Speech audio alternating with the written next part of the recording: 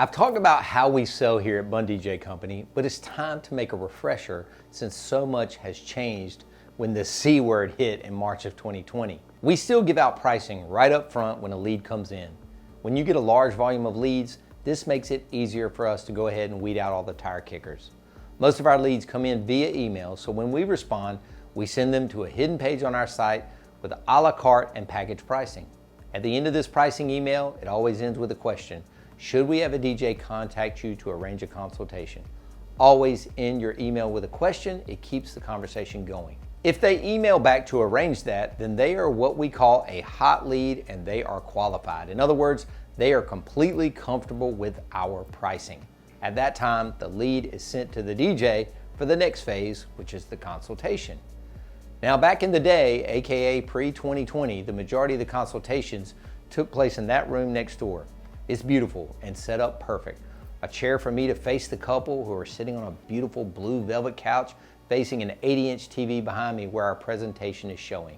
Drinks would be flowing, up lights and photo booth glowing. These days, not so much.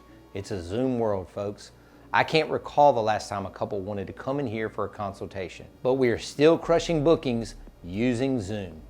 So whether you're on Zoom or in person, let's go through a few things you need to be doing at these consultations. Make sure you're dressed professionally. This doesn't necessarily mean a suit. If that's what you're comfortable in, rock it. For us, that's too formal. I prefer DJs in the company polo shirt and either nice jeans or khakis. But mainly, don't be on camera or in person in, say, your work uniform.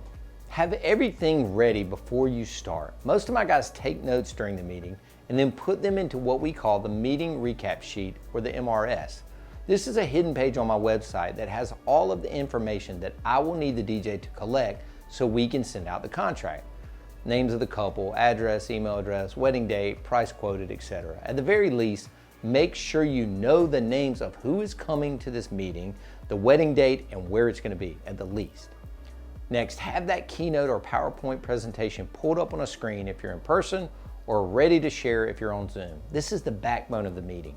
Basically, it is your roadmap to getting through the meeting, staying on track, and answering their questions before they even ask them.